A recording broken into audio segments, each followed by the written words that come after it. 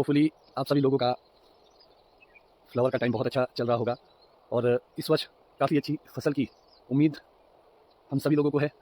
और जो हम जैसा कि हम देख पा रहे हैं, जो हमारी पियर है ये बरगामट पियर है, तो इसकी क्वालिटी अभी बहुत ही शानदार है। आप अपने बगीचों में जाके देख सकते हैं कि अगर आपको किसी तरीके का रस्टिंग इसमें दिखती है यहाँ कहीं भी, तो इसका मतलब इंसेक्ट ने वो डैमेज कर दिया है। मगर नमस्कार बागवान साथियों, हमारे चैनल बागवानी की बात में आपका बहुत बहुत स्वागत है। जैसा कि आप सभी जानते हैं कि आजकल का समय सेब बागवानों के लिए सबसे महत्वपूर्ण रहता है, क्योंकि आजकल ही निर्धारित होता है कि इस वर्ष आपकी फसल कैसी रहेगी। हिमाचल के लोगों की आजीविका का मुख्य साधन कृषि एवं बागवानी है। देश की लगभग 5,000 करोड़ से ज़्यादा की आर्थिकी हिमाचल के लोगों की सेब बागवानी से चलती है। हर वर्ष उचित फसल हो, इसके लिए ज़रूरी होता है कि आपकी प्लांट हेल्थ कैसी है और आपकी जो तकनीक है वो कैसी है। आज के वीडियो में इन्हीं छोटे छोटे पहलुओं पर जानकारी दे रहे हैं हमारे प्रगतिशील बागवान श्रीमान डिम्पल पांचटा जी। तो पूरी जानकारी के लिए वीडियो को अंत तक पूरा देखें। होपफुली आप सभी लोगों का फ्लावर का टाइम बहुत अच्छा चल रहा होगा और इस वर्ष काफ़ी अच्छी फसल की उम्मीद हम सभी लोगों को है। और जो हमारा लो हाइट के ऑर्चर्ड्स थे मिडल बेल्ट तक, लगभग 6,000 6,500 तक, वहाँ काफ़ी अच्छी रिपोर्ट्स आ रही है सेब को लेके। अब हमारा सबका कार्य बढ़ जाएगा फ्रूट थिनिंग का और दूसरी मैनेजमेंट का। तो आज मैं थोड़ा सा आपको अपने बगीचे में कुछ चीज़ें दिखाने जा रहा हूँ, चाहे आपके फ्रूट क्वालिटी है, चाहे आपकी प्लांट हेल्थ है।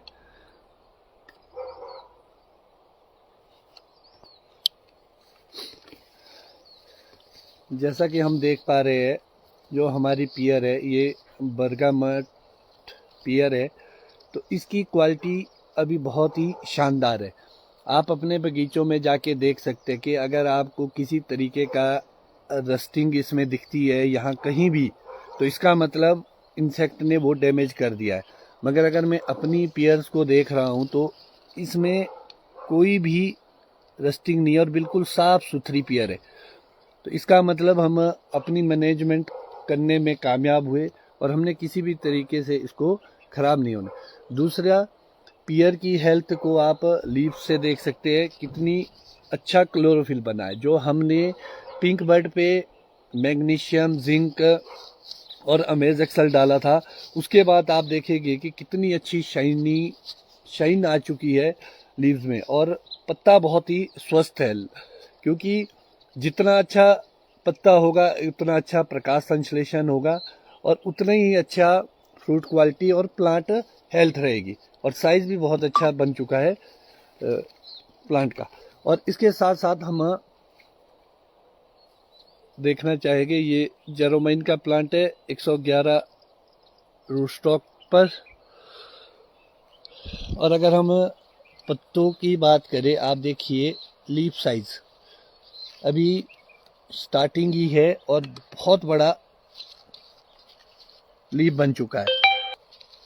पत्तों का साइज देखिए आप, बहुत ही अच्छा।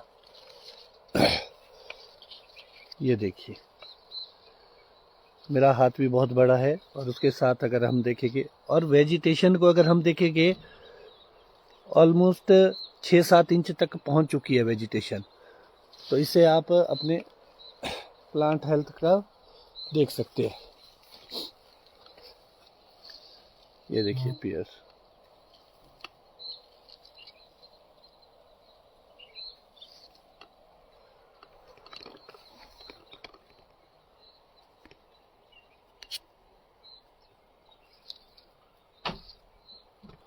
साइज बहुत ही अच्छा। ये रॉयल का प्लांट है हमारे। और अगर हम देखेंगे लीफ को, पत्तियों को, ये देखिए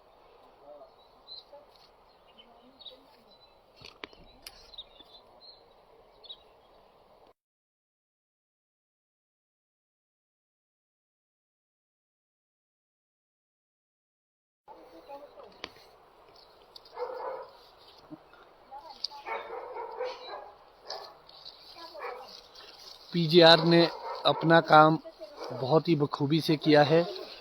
फ्रूट क्वालिटी बहुत ही शानदार और अच्छी लग रही है।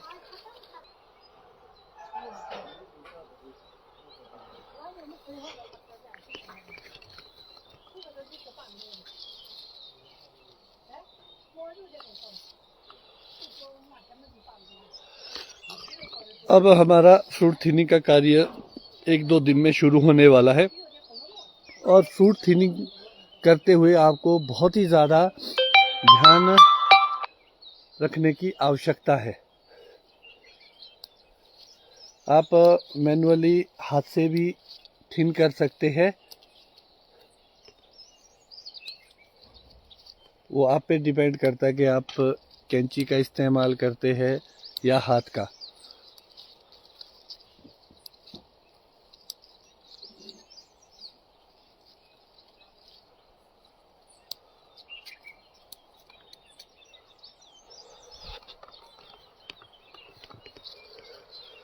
फ्रूट का साइज़ बहुत ही अच्छा डेवलप हो रहा है और अभी भी हम देख पा रहे हैं बहुत सारे लोगों के यहाँ पर रस्टिंग आ जाती है। तो आप चेक कर सकते हैं कि आपकी जो प्रैक्टिस है उसमें कहीं रस्टिंग तो नहीं आई है।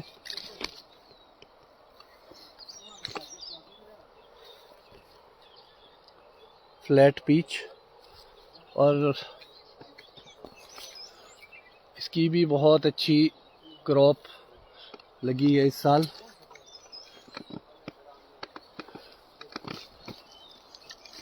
फॉर्चून प्लम और स्टोन फ्रूट भी काफ़ी अच्छे लगे हैं।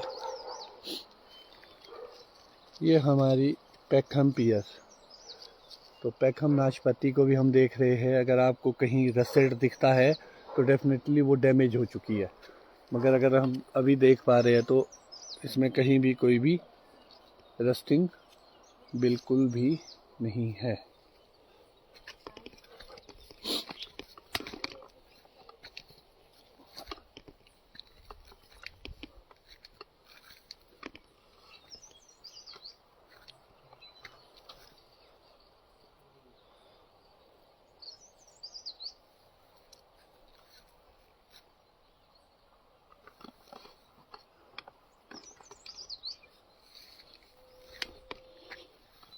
सबसे ज़रूरी और महत्वपूर्ण आपके लीफ साइज।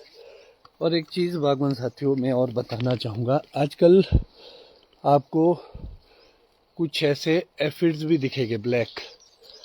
ये ब्लैक एफिड्स है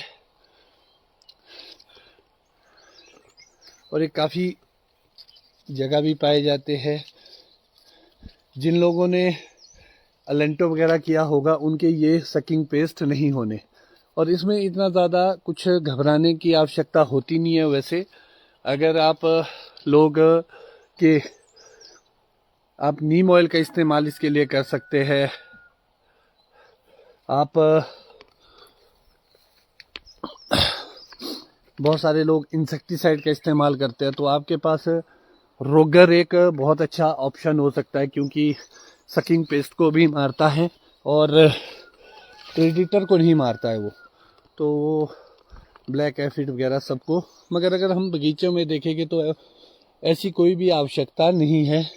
आपको कहीं कहीं दिखेगा ये ब्लैक एफिड्स, हल्का लगता है ये, मगर मैं इंसेक्टिसाइड को अवॉइड करता हूँ, क्योंकि फिर आगे माइट का खतरा हो जाता है कहीं ना कहीं, जितना ज़्यादा आप इंसेक्टिसाइड इस्तेमाल करेंगे। हाँ, ज़रूर है कि ये नॉन यूनिवर्सिटी की रिकमेंडेशन के अनुसार रोगर एक अच्छा ऑप्शन हो सकता है। और अभी तक हमने अपने बगीचे में पेटल फॉल की स्प्रे बिल्कुल भी नहीं की है। उसका बड़ा रीज़न है कि कुछ प्लांट्स तो बहुत अर्ली फ्लावर आ चुका था, मगर अगर हम अपने बगीचों की बात करें तो उसमें बहुत सारे ऐसे पौधे थे जिसमें अभी भी फूल है। तो इस वजह से हमारी पेटल फॉल की स्प्रे लेट हो चुकी है कहीं ना कहीं।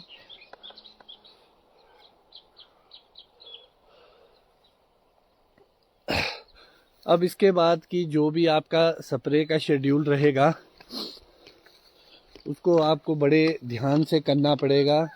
और अगर बरसात आती है, बारिश आती है 2-4 दिनों में, तो आपको एक चीज़ का ध्यान रखना पड़ेगा कि जो सेकंड डोज है नाइट्रोजन की, उसको आप डाल सकते हैं अपने ऑर्चर्ड में अगर बारिश आती है।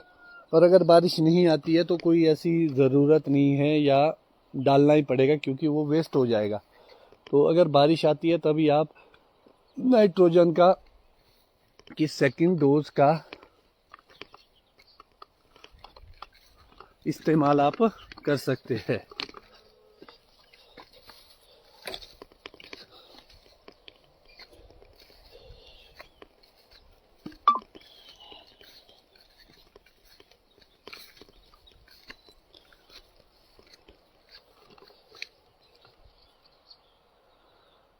पीजीआर ने देखिए अपना काम कितना बखूबी किया है। ये देखिए फ्रूट साइज अभी तक तो बहुत ही अच्छा चल रहा है। अब फ्रूट थिनिंग का ज़रूर टाइम आ चुका है।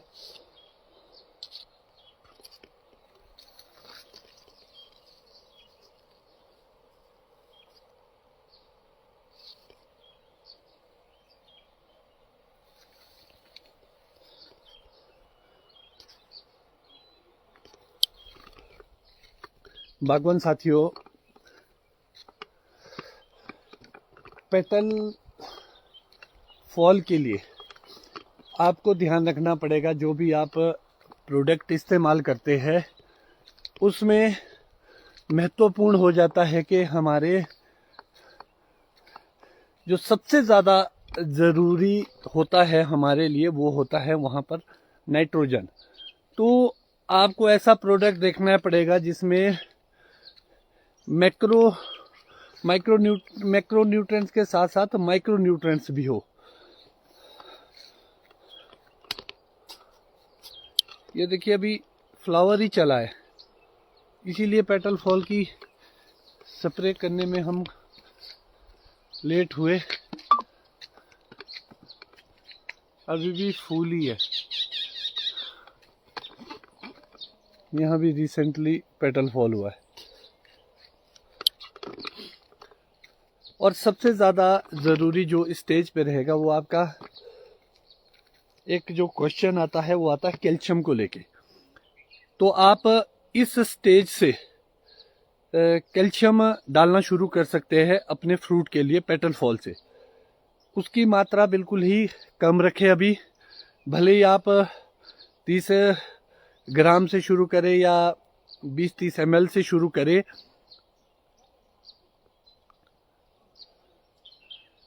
और स्प्लिट डोजेज में उसको बढ़ाते हुए क्रम में ले जाए। या तो आप चेलेटिन फॉर्म का इस्तेमाल करें या आप ऑक्साइड फॉर्म का इस्तेमाल करें। हाँ, क्लोराइड फॉर्म को आप लेट कर सकते हैं और उसको थोड़ा सा लेट ही करें।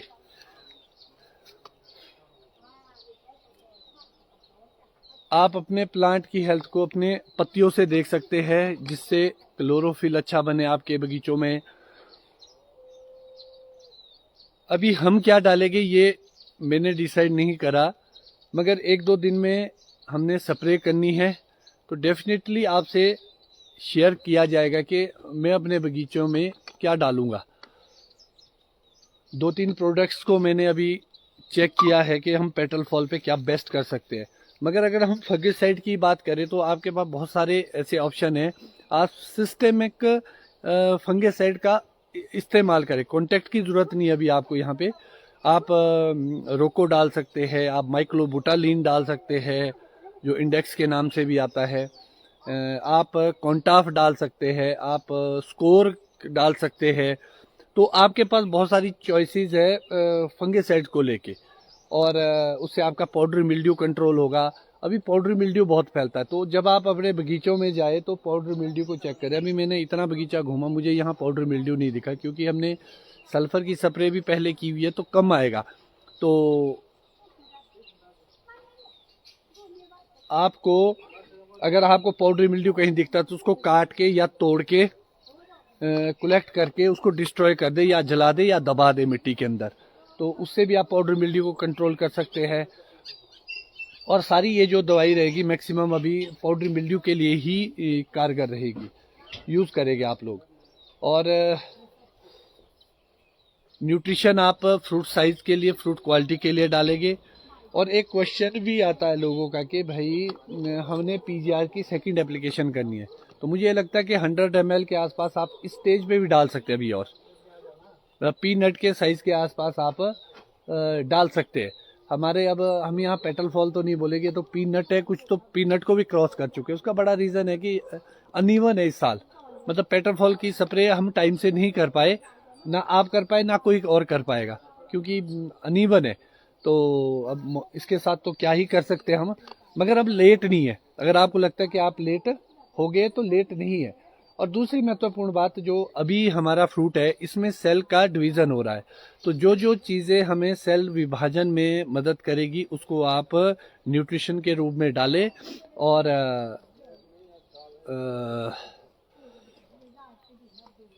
वॉलनट तक हम नाइट्रोजन की एप्लीकेशन देते रहेंगे फ्रूट के लिए हर स्प्रे में, मगर वॉलनट के बाद हम इसको बंद कर देंगे।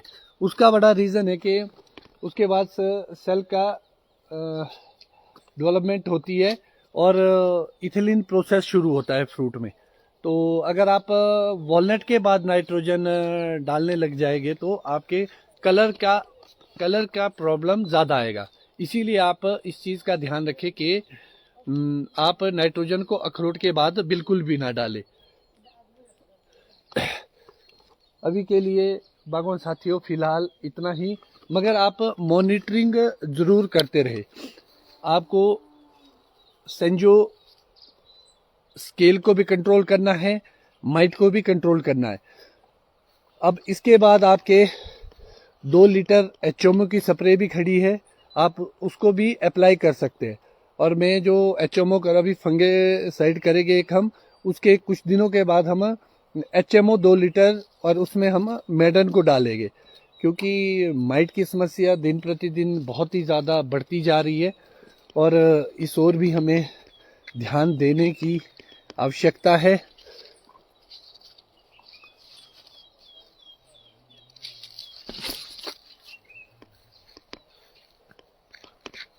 जो पतिया है, तो बागवान साथियों आज के लिए फ़िलहाल इतना ही। बहुत जल्द कोई और समस्या बगीचों में आएगी तो उसको लेके हम आप लोगों के बीच ज़रूर फिर से आएंगे। मगर सेंजो स्केल और माइट उसको कंट्रोल करने के लिए आप एचएमओ 2 लीटर की एप्लीकेशन पीनट या पीनट के बाद आप अपने बगीचों में कर सकते हैं। जिसकी माइट की समस्या ज़्यादा है वो रिपीट कर सकता है, वो 2 एप्लीकेशन कर सकता है एचएमओ की। मैं तो मैडन उसके साथ मिक्स करके डालता हूँ, और स्केल भी आपकी कंट्रोल होगी, क्योंकि लोअर एलिवेशन में सबसे ज़्यादा समस्या सेंजो स्केल की भी आ रही है, हमारे भी काफ़ी है। उसका बड़ा रीज़न है कि एक तो हमने जो स्परी वैरायटी लगाई है जब से लेकर तब से सेंजो स्केल का प्रकोप और ज़्यादा बढ़ा, क्योंकि जो ग्रोथ वाला बगीचा होता है उसमें कम आती है सेंजो स्केल। तो दूसरा बागवान साथियों, जो आपने लोगों ने छोटे प्लांट्स लगाए हैं 1 साल 2 साल के या इस साल के लगाए हैं 3 साल के, उसको ग्रोथ के लिए आपको नाइट्रोजन डालते रहना है। आप कैल्शियम नाइट्रेट और यूरिया को मिक्स करके भी अप्लाई कर सकते हैं, थोड़ी थोड़ी मात्रा में, चाहे आप 10-10 ग्राम करके डालें। हर 15 से 20 दिन में छोटे प्लांट्स में नाइट्रोजन डालते रहे, ताकि प्लांट्स अच्छे से ग्रो कर सके। आपने रूट स्टॉक लगाया, आपने सीडलिंग लगाया, आपने जो भी लगाया, आप उसमें हल्का हल्का सा डोज डालते रहे, तो जिससे वो जल्दी ग्रो करेगा। और एक महत्वपूर्ण बात, हमारे तो ये समय आ चुका है, आप देखिए प्लांट्स में ये लगभग